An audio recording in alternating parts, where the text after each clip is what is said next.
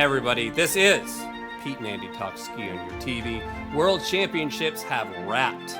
You heard us complain about slopestyle and how we thought it was kind of mid. Well, halfpipe was not. Halfpipe was a complete barn burner. Big air was also pretty badass. We saw some people really put caps on their season that I really appreciate. We're also going to cover the tariffs that are now on our TV show. We don't have any control over it. That's just what we're going to do. We're also going to give you our power rankings, but it's kind of a special power rankings type situation because it's also going to be an Olympic preview, maybe? And also, last but not least, the Boston Red Sox are playing meaningful baseball games, and Pete, their Netflix special just dropped this week. So if you haven't checked that out, you're going to need to check that out. Well, of course, we're going to probably dedicate half the episode to Boston Red Sox too, which is really nice.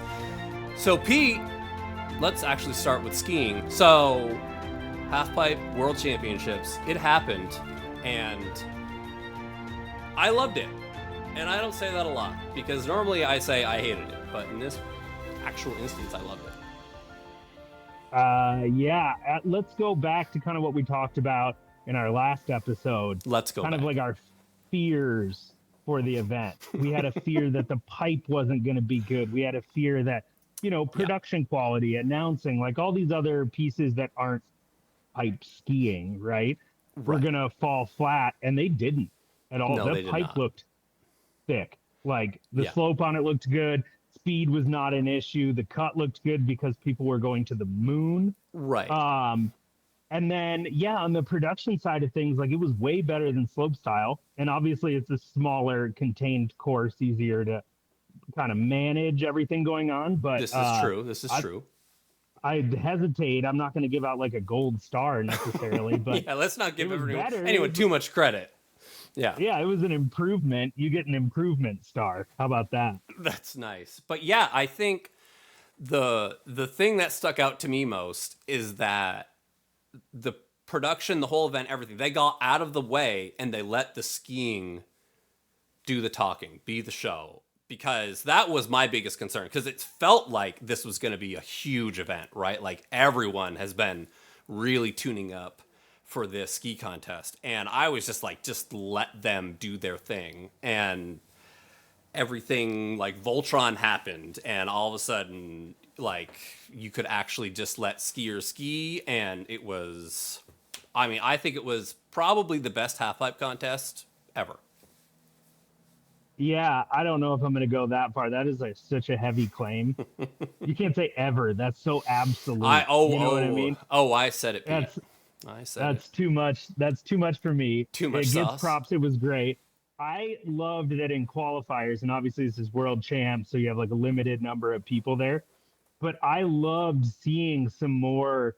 They were like more mellow runs going into finals, in that qualification round. That was like fun to me to just see it. It felt like a little more free, right? Like, I'm going to do this. True. I might add this. I might do that. And, it more of like a showcase of half pipe skiing that wasn't like your most aggressive comp run, I guess would be my thought on it. That's fair. Yeah. And I think it's probably people didn't feel the pressure, right? Because didn't they take like 16 or something too? Like the finals feels also enormous. So I think a lot of the big dogs were like, I don't need to put down a 95 to qualify, even though FMI did put down a 97, I think, to qualify. People didn't feel like they needed to. So I think that took the pressure off a little bit, so people could kind of just ski a little more relaxed. So I think that's cool. Yeah, and I felt it. Again, as the viewer, that's what we are now. We're the fans, we're the viewers, right? And like it's great. It was like refreshing to see that, and then of course you go into the final and talk about a pop off. Yeah. So I'm going to talk about the men first because. So I would like to point out that the men's podium was Finley, Melville, Ives, Nick Goepper, Alex Ferreira, which is the exact podium that I told you it was going to be in our last episode. So. Obviously, hats off to me, but it was those top three runs. I can't think of an event that had a podium like that. And I thought FMI's run was probably the best run I've ever seen. It was I, you know, it was like, I felt like I saw like, you know, the evolution of like 10 years of skiing just like all like come together. And I was just like, Yeah, wow. I think so too. And I think part of it is kind of the way he skis. Like he's obviously charging. Like there's no question with his Yeah, there's amplitude, not much holdback. his tricks. No, he's charging, but it seems mellow, right? He's made these like aggressive skills, and the combo of those skills seem mellow, or they're mellow to him. It's like Yeah. amazing to watch. Like his run was amazing to watch, and I guess I'll back you up on it. That was like one of the best pipe runs Yeah, ever. it's like, you know, it's difficult for me to not look at things right like through the lens of a coach and just to kind of like, you know, sit back and chill and watch an event and be like, oh yeah, that was cool, you know? So Yeah, it's like what I see when I watch FMI ski, it's like everything he does well, right? Like he skis the half pipe well, which, you know, most people, you know, when I say that, I mean like when his skis are actually on the snow and he's not jumping and he's going from wall to wall, he's actually really, really good at it. And not everybody mhm. is, right? Like a lot of people, you know, might be kind of shaky, a little heavy on their edges, you know, do little corrections, but he is like legitimately elite at that. And that obviously helps, right? Like his tricks and stuff. But to be able to do both of those things well, to be on the snow well, and also be able to have, you know, whatever the acrobatic skills that he has, that's, I mean, that's what I see. And that's why I'm just like, yeah, well, that's why he's able to do what he does. Because, I mean, there literally isn't anything in the half pipe that he doesn't do well. And it's been a Yeah, long time. It's been a long time since you've seen yeah, people ski like that. you're right, and and then again, like that's what makes it so fun to watch. Yeah. And it's also like, there was years ago where there was like some hate on half pipe. There was hate on women's half pipe. What? They're like, why aren't they When? doing as much? Blah blah blah.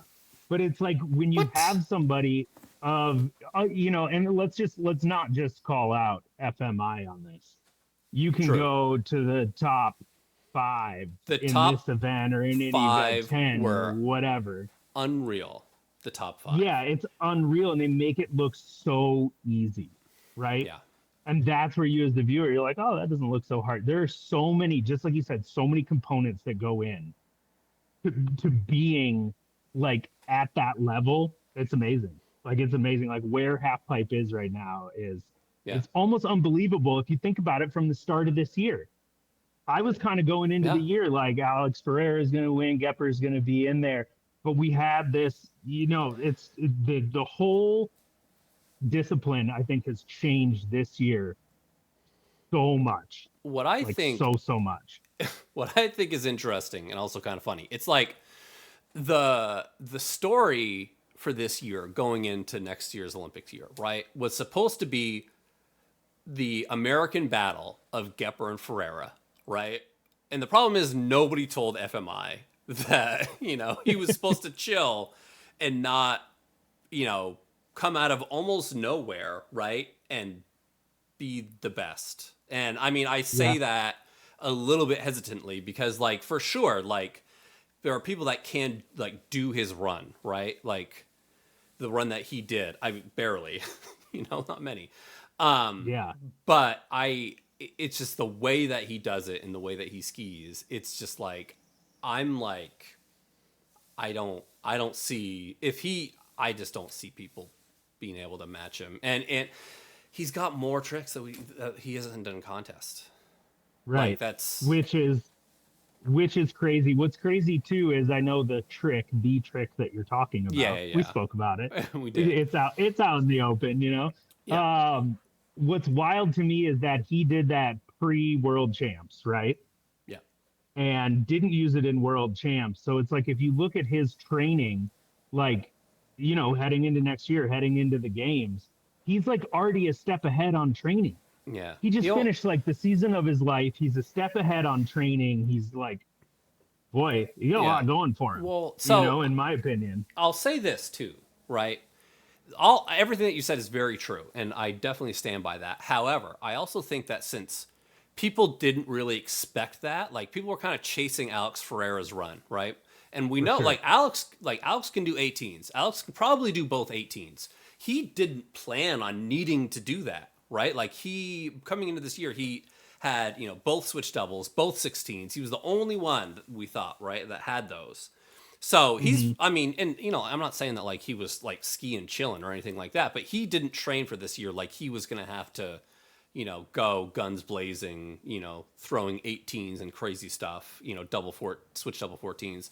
He didn't like. I don't. No one thought that we were gonna get to this point this year.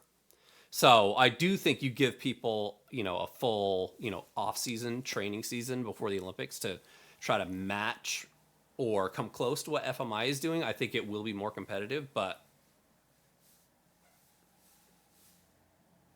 not sure it's going to happen. Yeah. Yeah. I'm not sure either. And it's something that I think about. And it's like, the coaching coming back a little bit. And it's like, okay, here's where we are at the end of the year after world champs. What do we need heading into the games? Yeah, Right. yeah, And like you said, like Alex has more in the tank and Goepper's picking stuff up, but there's a gap right now between FMI and the field, right? right. So you go into this training and you just, yeah, fingers crossed, you're gonna have to go hard and it's worth it and it's for the games. You hope for health and safety for everybody Yeah, in the yeah, off season because more than anything, what I want is next season and the games to continue what has been happening in these half pipe events, which has been yeah. they're just amazing. And Like they've been hopefully, yeah, so amazing, so fun to watch. yeah. And so, did I? Yeah, I went over the men's podium. And so, ladies' podium was Zoe Atkin, world champion, Lee Fanghui, Cassie Sharpe. So obviously, right, the big omission is Eileen Gu didn't ski, and we've been talking about her a lot. So now, kind of recapping, what we've seen from Eileen this year and what we saw at World Champs from the ladies. Where are you putting Eileen? It's tough because she's such a competitor and she's Yeah, so driven and she takes advantage of those training opportunities, right? yeah, Like I feel like a lot of people, if you go to like a 2 week training camp, you lose a couple days where you're like, yeah, whatever, training camp. I don't think she loses days anywhere on snow. I think she's I always would like agree. pushing the envelope. And so that's why it's like I can't count her out.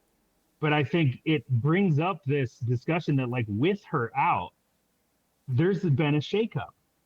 There's been an Big time. absolute shakeup in what's going on and also like what's scoring well. We talked a lot about the switch skiing and the switch skills in the women's field, right? Yeah, yeah, That's something that she's going to have to really focus in on if she is going to come back and be competitive this next season. yeah. I totally agree. I uh I personally have not counted her out, but I Yeah, love seeing like Cassie back in third, right? And we've yeah. talked about Who her a and she bunch. did Like it's both. great. She did both 1080s in her run, which I don't think anyone else can do. Right? Yeah, and Right. so yeah, and I don't, I'm not trying to say that I would count out Eileen either, but I just don't think that you can write like just write her in pen, at the top of the podium at every contest, like you could do coming into this year. Like for me, and I never know what judges are gonna do. Like, let's be real. Like Yeah. there were, yeah. Anyway, I'm not gonna say any more on that, but I don't. I if she put down her copper run, right, like on at this world champs contest, I'm not saying she even would be on the podium, right? Like, yeah, I mean that's kind of cheating because her copper run was like one of her worst competition runs for a minute, but Sure. like, dude, Zoe's run is really good, and like, Li Fenghui, like she adds some polish to, like, she doesn't need to add a single trick. Like if she didn't do any like training on any new skills, rotations, anything, and all she did is just try to clean up grabs, like different grabs, like that would be a huge net positive for her run. So For like sure. I just think Zoe and Lee. Like, I'm not sure how we would say her first name is. I'm going to go with Lee. I still feel like they're 1-2. Like, I feel like they're the two best skiers for a lot of reasons. And for me, Zoe's on top just because she does like slightly different grabs. And she's got a flat 5 now that she puts on there. But yeah, I mean, like if she does her switch 9 at the bottom, like to me, that's the run. Yeah. I can see right now. Yeah, I would agree with you. And it's like, again, like I'm going to go back to Cassie too, but it's like she's not that far off from these like top 2 that we're talking about, right? I agree. Yeah. She's got a bag of skills. Set, and yeah, but like, so I see her as maybe even like a step ahead of Eileen in a lot of ways, like finish the season out. Obviously has some things that she could bring to the table when we go to the games, right? Yeah, well, it's just that interesting thing where it's like 2 like imperfect skiers, imperfect runs, right? Like Eileen is obviously better in execution. You know, Cassie has more rotation. So yeah, I mean, it goes down one of those things too, where it depends on the judging panel. But yeah, I agree. Yeah, I think it's going to be wild. But you know, in this shakeup that we're talking about, isn't just Eileen being out of it. It would have been very, very interesting to see Zoe and Lee do what they did this year with Eileen in the mix. Like, I think we would have seen at definitely a few events like this shakeup happen. Now it happened without her. That's fine. And the shakeup is to the men's side too. And we talked about it just briefly, but like nobody saw FMI coming. Yeah. Nobody saw Luke Harrold doing switch triples either. No. And I mean, that was one of the big things where I was like, okay, we saw him do it in training, you know, like what are the odds he actually does it in contest though? You know what I mean? Like it's a thing that you see people do a lot, you know, like, but you're like, yeah, but is he going to do it in contest? And he did it in contest, in run, like in the middle of his run.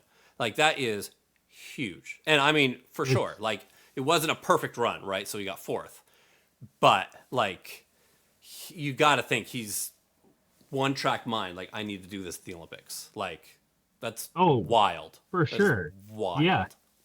Yeah, it is. It's crazy. On the men's side, it's this New Zealand shakeup. Yeah, man. Kids are nuts. Like they're absolutely nuts. And I don't want to leave Hunter Hess out of it either. And it's like, let's not. His run was insane. His amplitude has been ramping like all year. Like he's been going huge. And I like personally feel like he needs more appreciation, more points for his run because I don't know. I think he's been jamming and he deserves the call out because I'm not saying ranking wise it should have been any different at World Champs necessarily, but I just think like it's that thing, like you said, it's like we don't know who's judging. And it's like when you put together the composition of a run, it's like, do you realize how hard this is? You know what I mean? Yeah. So I don't know. Hopefully he gets bonus points or something. Yeah. And so another thing that I wanted to point out is, so did you think, how would you have put the podium? Would you have put Goepper in front of Alex on the podium? I don't know. That one was like a toss-up to me, I think. And I don't necessarily disagree with it going Goepper and then Alex. Yeah. I think if I was judging, it might have been closer or different, I guess would be my answer on it. Because I don't want to dive fully, technically fully into it. Yeah. What's your thought? I've thought about this a lot. A lot. Too much. Let's put it that way. You know, as the self-proclaimed biggest half-pipe nerd on the planet, this is what I do when I'm, when I'm doing anything, is I think about half-pipe skiing. And yes, so the summation of my thoughts are that I agree with you. I'm not like mad. Like I don't think that Alex got screwed. I don't think anyone got screwed. No. It does seem to me that if ever there is, when I'm watching the runs and it's close to a 50-50, it goes to Goepper every single time. And Alex has objectively more degree of difficulty, right? He is doing both switch doubles. He had been doing, only one doing both 16s between him and Goepper, but Goepper learned that. And so I I just find it coincidental that every time I feel like it's close, it goes to Goepper. And maybe I just wish it wasn't necessarily that. So, I mean, I feel that Goepper's Goepper probably holds his grab for 180 longer on average than Alex, right? Like, I do think that is the case. Mm-hmm. And I'm not upset that that might, make up the difference of degree of difficulty. And I think that Goepper's last hit, his switch hit last hit is super cool. But when, if they both have imperfect runs, right? Goepper didn't quite get his tail, where's my hand? His tail, perfect on his last run. He kind of, tindied it a little bit. And, some of his grabs necessarily weren't great. I thought they were probably going to put Alex at second because of the degree of difficulty. Both of them didn't necessarily put down the runs perfect, but it was good. And they seemed like they handedly gave it to Goepper again. So, and I'm not saying that's wrong. I just find it interesting that every time there's, every time it's a 50-50, it goes to Goepper. And I would love to just be a fly on the wall for the judges' conversation about that. What do you think about that, Pete? That's an interesting point, and I don't know. It's hard to say that. It's probably hard to pinpoint any one thing in either of their run that put. You know what I mean? Yeah. But that conversation happened, right? Yeah. There was a round table. There was in the judges. They were saying no, Goepper because of this. So you're right. I would love to hear why in all these scenarios Goepper had that edge, right? Yeah. Was it the creativity of his last hit? Was it that longer grab? It'd be interesting to know. It'd be great for Alex to know too.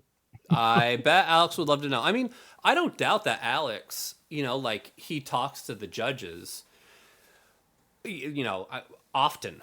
But I definitely, Alex is just, he's not mean. You know what I mean? He's nice. And I don't know how much, he would press them, be like, okay, so why exactly? And, if he doesn't press them, how honest? Anyway, that's just something that I wanted to throw out there, but yeah, if I were Alex and you haven't yet, I would definitely do a post season recap with some of the judging panel and be like, what do you guys see? Why is it that Goepper gets all the 50-50s? That would be my question. And I mean, I chose Goepper to beat Alex in this event because it felt like he was pushing forward, a little bit more with the double 16s. Alex, did add some stuff to his run here as well. So yeah, I'm not saying it's not close, but it is, yeah. Yeah, I'm sure Alex has a good camp around him, a good crew, right? For sure. So I'm sure somebody has asked that question, and if they hadn't all season, they definitely asked it after this event. Yeah. 100%. So hopefully they have some good answers heading into next year, and maybe it's a very simple answer that Nick has a higher Instagram clout, social media clout. But I don't think that could be the answer because the hot dog con stuff is the funniest thing ever. And there's a new one of those coming out with Johnny Mosley and T Hall. And I saw they had some behind the scenes clips. It's just, so is that out yet? I actually didn't. I saw something about it, but I haven't looked on the interwebs to see if it's out yet. Yeah, I don't think it's out yet, but it's from everything I saw, it's got the makings of a hilarious piece. I have zero doubts. And so before we move on, I want to say this too about the ladies event. The whole, Eileen and let's say Zoe thing, but Zoe's also a representative of some other members of women's skiing. It reminds me a lot of the Simon Tanner days. And the reason for that is because Eileen, right? She goes big, she does a lot of, flashy grabs well, good tricks, but she doesn't have necessarily the most unique run, right? Mm-hmm. Where, Zoe, Li Fanghui, their runs are, it's less of a straightforward type situation. It's a lot more intricate. So they remind me of how like Tanner used to ski, right? And then Simon would just go down and do tricks that everyone else can do, but try to do them to the moon, and like in a way that no one else can do them. And so Which works. That works. Yeah, which 1000% works. But it is difficult, right, to like, maybe explain it to, someone that casually watches skiing why, Tanner or Zoe, why their run is as good as it is. Like Zoe doesn't even do a 9 unless she does a switch 9 at the bottom, right? But her run is just so good and it's so well put together, and adding a new axis that she has added to a new trick. Really, it really brought me back. Because I judged some of the Simon Tanner X Games things, and like it was like all weekend. This is all that we talked about. Like we talked about what would happen, if like Simon did this or Tanner did that, like that, because we knew that like we were gonna catch all kinds of hell if regardless of what choice was made, people were gonna get upset. So yeah, I feel like that is very similar to the ladies' field and the way it goes right now. That's great. I like the comparison because I think at the start of the year too, I was at least trying to pit Alex and Goepper, in that scenario. And then FMI came in and screwed that thing up. But yeah, you really screwed the pooch on that one. Good work. But I'm glad that, like you said, like, we're kind of seeing that, or we will see that, because that's kind of like an inevitable thing that's going to happen when Eileen is back, is like, yeah, where are we prioritizing the points here? It's going to be very interesting to see judging into next year's events leading up to the games, and to see what's scoring. I as much as I hate focusing on the judging, it's like the judges panel at that first event is going to be important, right? Because like whoever like wins that first event, like you kind of carry momentum, right? Like not just as an athlete, but also like in the minds of a judge, right? Of a judging panel, to be like, well, she won the next one. She's kind of, or won the last one. She's kind of the champ right now. And, like, can you beat the champ? Like, what do you, so I don't know. I feel like the first event, which will probably be the one in Cardrona, right? Kind of sets the tone for the next year or so. Who knows? But also maybe Eileen won't ski at every qualifying event or, World Cup leading up to the Olympics. Like she doesn't need to, like she's got a spot. No. Yeah, she has a spot for sure. I don't know what to do. It will be nice too leading into next year, where New Zealand is attendance wise kind of on a roller coaster depending on the year, right? But this year I think we'll see some good attendance at that first event. I would say that's probably likely. Well, Pete, speaking of, let's say, New Zealand and some countries overseas, tariffs are all the rage right now. So it's not lost on me that we need to start putting tariffs on our TV show. Yeah. So if you could explain to all the people what our new tariffs would be right now, I'd really appreciate that. Go right ahead. Oh, yeah, I can do that. We haven't determined a percentage yet, but I can tell you it's going to be very high. Yeah, super high. Very, very high. And I know that we have, because we've seen some comments on the videos, we've got people from other countries tuning into this American television show. And we feel like we're kind of leaving stuff on the table. Totally. I think, as we head into the off season and we do a lot of our internal meetings. We have our financial team. We meet up with them, our trade, foreign trade conglomerate. I don't think that's the right word, but you know what I mean. Yeah, we'll see how many of these amazing sweatshirts we've sold and what countries they went to. For sure. I like the it couldn't have just been in America in 2 places. Like, there's no way. No, there's got to be a ton more, dude. Look at this shirt. Yeah, look how nice the coolest. That is. Yeah. So I think that what we're going to probably end up doing is, and we'll make a formal announcement. We'll let everybody know. We'll give you the equation too, with lots of Greek letters, so that you can see, where all this came from, for sure. For sure. But what I would say right now, like a lot of industries, in the U.S. right now, get it done today. Go buy these hoodies today, because I don't know when we're going to drop this. If it's going to be next week. Yeah. If it's still up, go get them today, because at some point the percentage, it's going to go through the roof. Through the roof, yeah. FIS-sucks.com, everybody.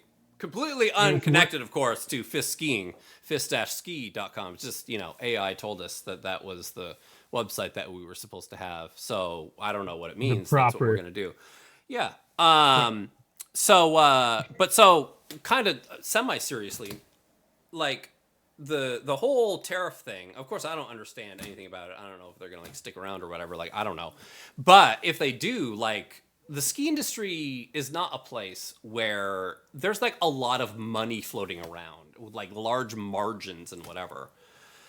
And so, I don't know anything about anything, but I do know that K2 Skis makes most of their skis in China. And I think the tariff on China right now is at 50%. If that sticks around, if I'm K2 Skis, I don't make skis next year. There's a fish. So you walk into a ski shop. There's a Fisher ski on the wall for $1,000, and there's a K2 ski on the wall for $1,500. Which one are you gonna buy, right? Or even a step further, you're someone that buys for a ski shop, and K2 is our everything that we have costs 50% more. And I'm not throwing shade at K2. This is not their situation. This is just one they need to deal with, and it sucks. They make great skis. They sponsor a lot of really good athletes that I hope get skis next year. But if I'm running K2, I'm just shut it down, shut down the manufacturing. Let's try again in 2027. Everybody, have a good year. It's a real thought right now, Yeah. And I think one of the things that's happened too is when you see a company switch their manufacturing from China to somewhere else, that first year, that first 2 years, those skis are not dialed. Yeah, it's different. They're just not. So if that's the K2 push, is okay, we got to get out of China, we're going to somewhere else. There's a very real thought that okay, we can keep our prices down if we're, producing our skis from another country. Yeah. But quality going to drop? And K2, large brand name, and they put a lot into the construction of their skis. Yeah. Right? Yeah. And this isn't some tiny little BS ski manufacturer. I mean, there's there's a couple of those. But this is a huge deal for them. Yeah, I think so too. And that's other than having a super expensive ski, like you said, on the rack, that's not going to sell, whatever it may be. I think the biggest drawback would be that if they did switch production and then they had issues with next year's run of skis. Yeah. They're a big brand. They've got a lot of loyalty. They've got a lot of fantastic skiers, like you said. If those skis start delamming, edge pop, whatever it is, that's an even bigger issue, in my opinion. That's going to hurt them longer term versus, who knows with the tariffs or anything else. Yeah, who knows? And I mean, honestly, I don't exaggerate either.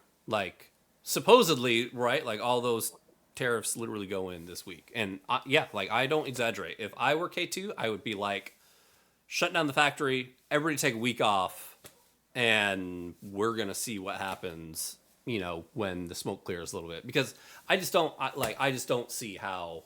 And a lot of clothing is manufactured over there too, right? Asia in general, their tariffs are all 50%. So I don't know. I'm just an idiot that sits on his couch and watches skiing, but me too. I don't know the full ins and outs. There's no way people have margins of 50% on damn skis. Are you kidding me? There's no chance. No, I bet that would eat a lot up. And like you said, outerwear too, not just clothing, but outerwear. Yeah. A lot of that is coming out of Asia. So that'll be interesting too. Just see what happens or see how these companies are going to try to navigate this. And I don't envy them right now. I probably did a year ago, Yeah, I know, right? Not right now. I do not. That'll be super interesting. I do not envy them. At all. It really sucks. My other quick K2 question is part of their big deal right now is boots. I think they're kind of leading the charge again in buying full tilt, still offering the 3-piece boot that everybody loves. They have a lot of touring options, double boas. They're on top of the boot deal. And I know a lot of the boot stuff comes from Italy, a lot of the actual lasts in molds that they use come from there, but I don't know if the production is necessarily in Italy. because like Europe tariff Yeah. is lower. But Yeah. that would be a terrifying one for them too. Yeah, I So have no idea where any of that yeah, stuff is made. But I guess just that's a fingers whole crossed. another thing. K2. Yeah, and Yeah. it's just yeah, right. And it's just that thing, like, I understand that like the whole world is dealing with this right now. Like that's right. That's why my IRA looks so bad.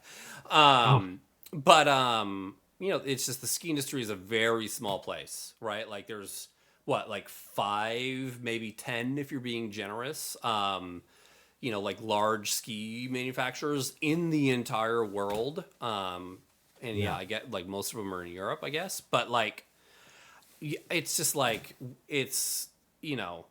the ski industry is not the like canned good company or industry where it's like you kind of have more consistency in terms of like pricing power and all those things. Like ski manufacturers are like, if it's a good snow year, we make profit. It's a bad snow year, we take a bath and lose a bunch of money and lay off half our workforce, right? Like it is very susceptible to disaster.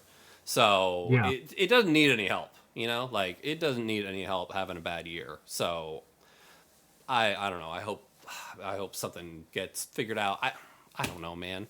This is way above my pay grade. This is way out of my league. Yeah, me too. The one thing I was just thinking about is I wonder if, because there are some smaller US ski manufacturers, there's some tiny, tiny ones, but there's Yeah. some people that do it in-house. And I wonder if this continues, and I don't know how long this will continue, whatever it is, but I wonder if we see a rise in some of these facilities that are in the US that are like, yeah, Yeah. we could do a run for you. You Yeah. know what I mean?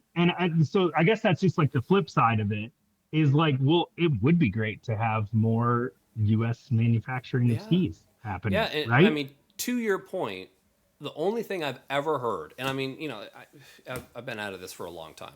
Only thing I've ever heard about ski manufacturers in the United States of America is that they all suck.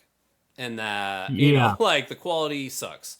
I don't know. I have no idea if that's still true, right? Like I have absolutely no idea. But, having known people that have gone through this, where do I get my skis manufactured issue before, I mean, they're like, I want to go to Europe. Like that's where they Yeah. make the best skis. That's where the best factories are. I have no idea. Hope maybe someone in the U.S. can get it figured out. I mean, maybe KT is just like who's owned by a fairly big company. They're like, oh, we're just gonna build a you know manufacturing plant in Florida, and that's just the way it's gonna be from now on. Why? I For don't know why I sure. I just chose mean, Florida, but you know what I mean. no, when you Um, look at that 50%, I mean, that is probably an option they've tossed around is like, what's it going to take for us to build a plant here and yeah, manufacture? And again, at the end of the day, like, but then do you yeah, want be Florida more. people making your skis, Pete? Like, is that what you That's what want? I was when you said Florida. Was my initial thought was like maybe a different state. And not to be a hater, actually, yeah, I'm a hater. I want people making skis not in Florida. Not in Florida. Yeah, it's okay. No one actually likes Florida. That's fine. Oh well, I guess my last question on this is: can we somehow put a tariff on the New Zealand ski team, and so they get worse at skiing somehow? Like, how does that work? Because what I'm seeing is that they're too good at skiing, and we need to find some ways to, you know, bring some of that back to America. So maybe they like give us Luca Harrington. Like, would that be an accurate I mean, we would take him in a heartbeat, trade? but I feel like you could send off a proposal to today's administration and they would probably consider it. Yeah, Like, yeah, how do we make it harder for them to compete or train or something? yeah, Give us a little leg up with some tariff yeah, action or yeah. That's a good idea. whatever. Yeah, that's Yeah, something we write should that really up. look into. Yeah, yeah. Write some letters. Write some sternly written letters. Take care of Uh, those New Zealand kids before it becomes a bigger problem for the Olympics. yeah, they're already a Um, big problem. Huge problem. All right, so Pete, what do you want to tackle next? Power rankings or Boston Red Sox? It's up to you. Oh my gosh, dude, power rankings. Like, my stance on baseball. Like, I know I you've thought tried to for make the sure you were sport. going to choose the Red Sox. Don't they have deals where they tried to make the game go faster because Yeah, like yeah. you couldn't get people That's totally a interested thing. and stuff? Yeah. That's great. It's still not fast enough for me. I can't get into it. I want to do power rankings. I can't Well, you talk need to baseball. go. You need to go on Netflix and check out. I forget what it's even called. Whatever. Boston Red Sox Netflix. They've got They followed the team all year last year, and it's all the inside stuff and people getting mad and yelling, breaking bats and stuff. I'm about I will halfway throw through it. you. It's pretty great. I will throw you a bone. I will watch that. And if for some Really? I mean, reason just watch that episode gets, 1. Watch episode 1 for me, yeah, and let me know what you think. I love all those behind the scenes sports deals that they're doing Yeah. now. I love every single one. So there's no reason I wouldn't like this one except for that I just You just hate am baseball. not a baseball fan. I'm not. And I remember coaching Caroline Claire, who's very similar to you. And I was like, hey, Caroline, what It are you is listening completely to? She's like, different, Pete. I'm She's listening a Yankee to fan. a baseball game in my headphones while I'm training. And I was just like, what? Who? Why would you ever do that? Okay. Let me reiterate. Carol is a Yankee fan, and we don't mess with that. Okay. Like, okay, do I give her a little bit of credit for being a baseball fan? Yes, but it's like the most evil entity on the planet is what she's rooting for. Anyway, power rankings. Pete. Full sidetrack. Back to power ranking. Yeah. All right. Half pipe. Ladies or men? I'll go first. Go. Ladies or men? Give me which one. Tell me. Oh, let's do ladies first. I'm gonna do Zoe Atkin. I think she's got the best run. Lee Fanghui. I think she needs a little bit of polish, but I think it's there. And then Eileen Gu is getting my third place. But spoiler, I also get the feeling that like our lists are going to be really similar because this is also kind of like Olympic preview power rankings. Yeah, But they're similar but different. Yeah, spoiler, I went with Svea because I think she's going to have a glow up next year. I think give her a little bit more time in a pipe, and I think she skied really well this year and like didn't have a great year, but I think that she's got it. I agree with the Svea one, but I think she did have a good year. But I like you said, I think she's like on the cusp. Yeah, like she's right there. I'm not saying she didn't. Yeah, like I guess it's inaccurate to say that she didn't have a good year, but I felt like her results didn't do a good job of setting where her skill level is. That's a good way to put it. I like her. Okay, so my 1, 2, 3 are the same names but in a different order. See, I knew this was going to happen. This is why we should discuss this before the show. No, it's better when we don't. I like it. Number 1, I'm going with Eileen. I said it earlier. Wow. But hear me out because I'm going to repeat myself again because you obviously didn't hear me the first time when you were thinking about your power rankings, and that's a problem. True. She uses her training time, right? I don't think she loses many days on snow, and I think she is motivated, and I think she is focused, and that's why I think, again, she's seen what they're doing this year. It's not like she's checked out of what's going on. Yeah. So I think for her, as you head into training, like there is going to be this super direct focus on what needs to be done and not losing a single day on snow or in the pipe. And I say just on snow and in the pipe different because there are so many skills that you can do. Like we talked about FMI, skiing the actual pipe. So many things that can add up, to elevating your run, elevating your skills.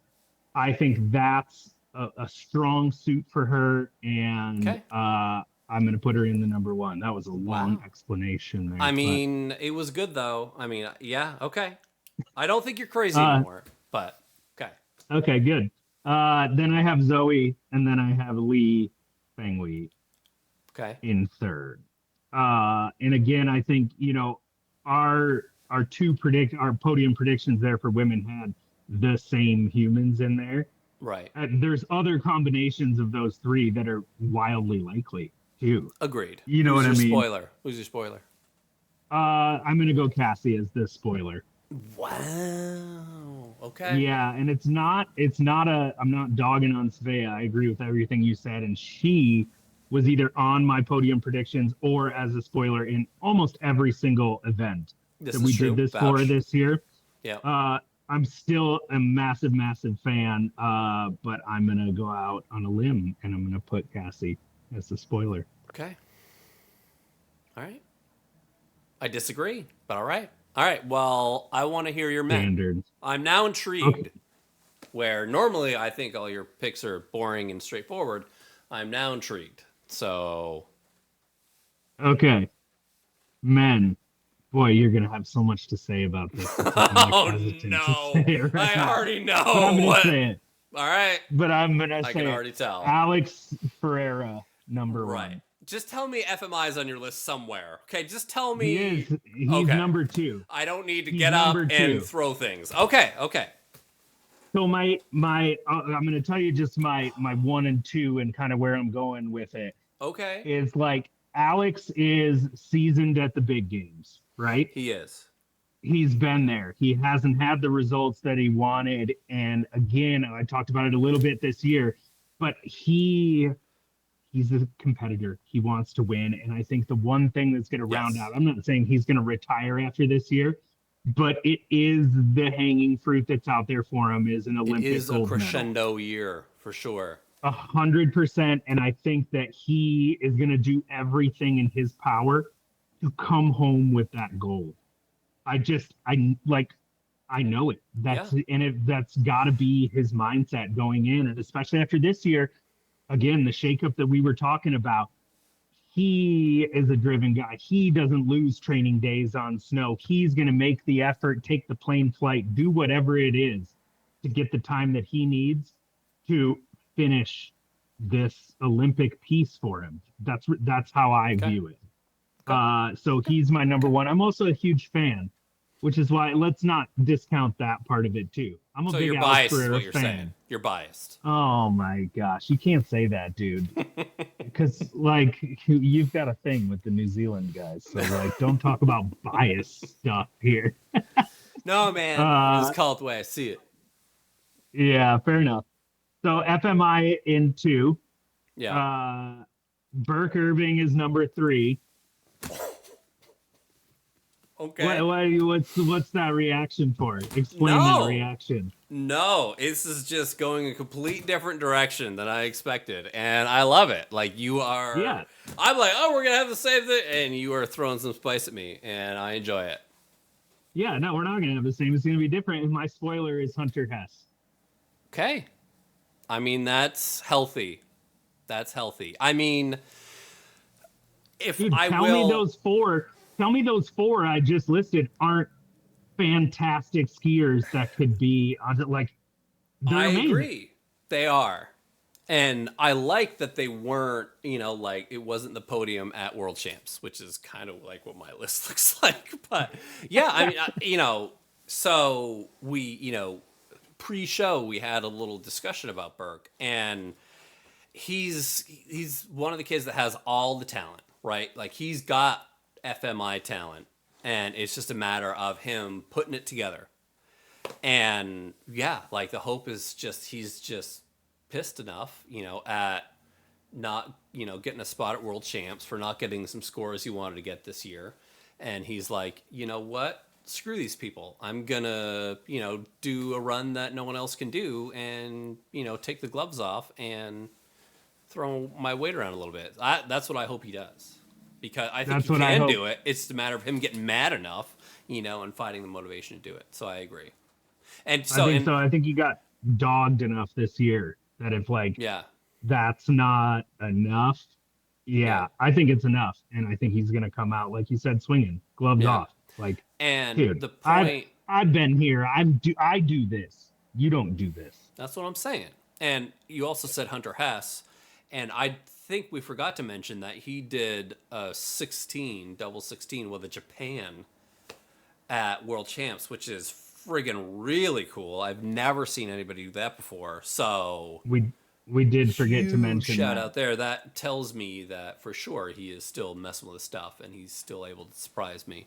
So I super dig that. But so all right, my power rankings are different and interesting. So I had FMI number 1, which I'm sure surprises nobody because I think he's unbeatable. Number 2, I had Ferreira. you liar. Ferreira, Goepper, and then Luke Harrold. And Wow. yeah, I know. Too many people from New Zealand. I don't want them to be there either. I want tariffs on New Zealand. Anyway, yeah, I still think FMI is probably, I mean, I don't know if I could say unbeatable, but it's been a long time, I feel like, since there has been a skier with this many tricks and a run that is this good, you know, that other people probably won't catch up to before the Olympics. I'm not saying it's not possible. So, Alex, I think, and this is something that we talked about before, I think the best thing for Alex is that he didn't have another huge year where he, like, you know, had a perfect year and, like, won everything. Like, I hope, you know, we were just talking about Burke, you know, being a little mad too. I hope Alex is a little mad because, yeah, like, he has won everything except for an Olympic gold medal. And this might be his last shot, right? What is he, 29? Like, he, in terms of a half-pipe skier, that is not a young age. So, yeah, I hope he grabs the bull by the horns. I mean, I know he will. But, yeah, and he comes into this year being like, you know what? I'm going to do 18s and switch 14s and do the crazy stuff that, you know, probably only he and FMI can do, and maybe some other people too. But I feel like he and FMI definitely have, you know, the chance to pull out runs, right, next year, to train up runs that no one else can do, right? That just, like, For sure. in terms of, like, gymnastic talent, you know, being able to spin and flip better than other people, I feel like it's FMI and Alex. So that's my 1 and 2. Yeah. And I feel strongly about one of those two winning the Olympics. I really do. Yeah, I would agree with you. And, you know, I gave Alex kind of the props, like he's been there before at the big show. Yeah. That wasn't like a knock on FMI. Yeah. He didn't look scared at world champs. No, he did He not. didn't look scared anywhere this year. So it's like, it's not to say that he doesn't have what it takes on the big stage. He's already proven that. Yeah. Like, he goes out and does his thing. I don't think there's a lot of external stuff that's going on. Granted, the game's bigger, right? Much larger stage, even than world champs, even than X Games. So, yeah, it's gonna be a good toss up. It's gonna be something. It's gonna be something. And yeah, so, and I'll defend Luke Harrold. Like, yeah, I actually wrote down, you know, Luke Harrold / Hunter Hess because, you know, like, we're kind of, you know, at this point, let's be honest, like, it's a long time between now and the Olympics, and either one can catch fire and, you know, pull down a crazy run. But I mean, yeah, I don't know. Like, it's that's why it's a spoiler, I guess, right? Like, both of them are super talented, and both of them can definitely put together some new stuff and crazy crap that we've never seen before. But yeah, I mean, Luke Harrold definitely, he really impressed me at the end of this year, and he's young too, man. Like, I don't know, again, New Zealand, they're putting something in the water. Yeah. And I don't like it. He's a good call out for spoiler. Now, the biggest difference in our men's podium predictions is I have 3 Americans and you only have 2. Yeah. And so I think we know where your loyalties You're lie. Right. Damn it, you're right. Maybe I'm, in fact, a New Zealand plant. Just trying to, you know, use our media presence to influence, you know, the Olympic committees and such. Maybe that's what's really happening. All the years of, you know, coaching at the U.S. was just my cover for what I really wanted to do, which is this right now. But anyway, good long game. Yeah. Thank you. Yeah, has everything to do with that. But yeah, I mean, I don't know, Pete. Did we do it? I think we did it, and I don't know. Like, my takeaways from doing this is this has been super fun, and I love when people either talk crap or say you're right, even though we're not right. Like, usually we've never that claimed we're not to be right, but Yeah, and we've never claimed to be right anyways, I think from the start. We're Yeah, just yeah, yeah. wildly opinionated Yeah. We fans, just sound like we are right, I think is the important thing here. Yeah. We speak with fervor. Yeah. Yeah. We are, if nothing else, opinionated. But yeah, I mean, I really think that this shouldn't be our last show because I think that we should do kind of like a season wrap up thing, don't you think? Like, Yeah. I feel like that's a good I idea. think it'd be fun, and I think there's like a lot of stuff that we probably missed because we go off on tangents about Tangents. Yeah, tariffs or muscle milk or whatever we've been talking Yeah. about earlier. And I can't even remember now. I also will point out we've done a really bad job at like reading comments and stuff because like we've gotten a lot of good comments the second half of the year, and we kind of just like, I mean, I blame myself obviously. We haven't really done that, so we will say if there's anything that you want us to mention for our last episode of the season, maybe it won't be the last episode. I don't know.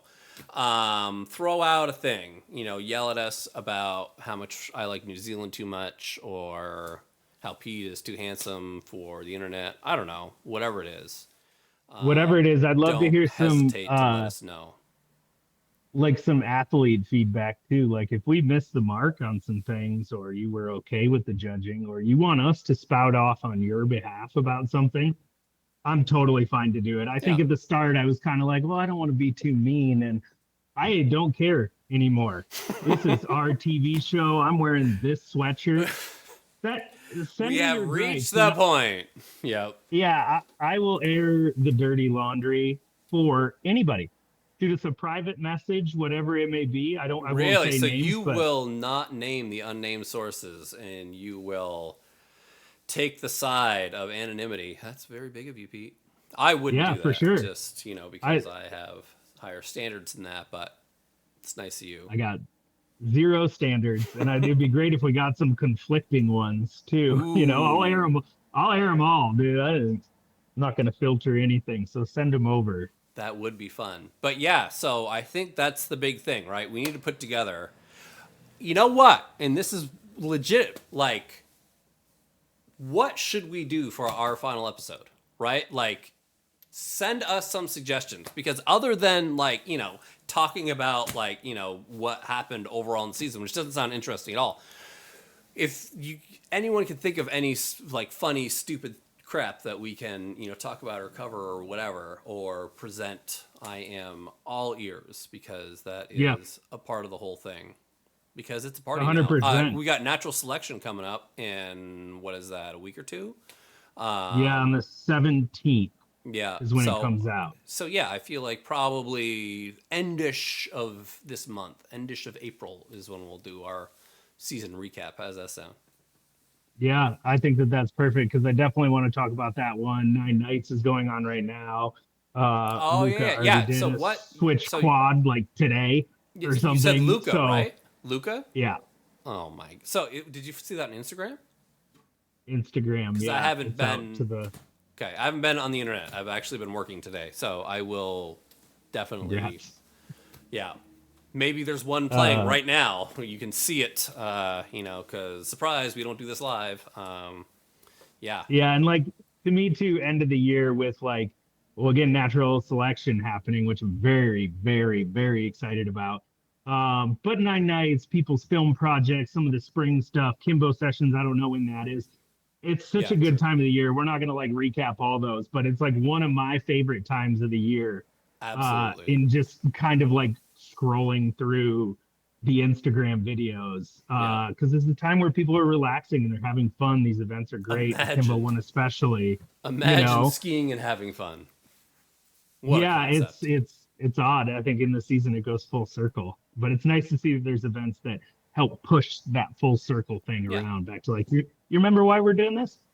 Like, it's super fun. Like hanging out with your friends and skiing is like super fun. So I like the sound of that.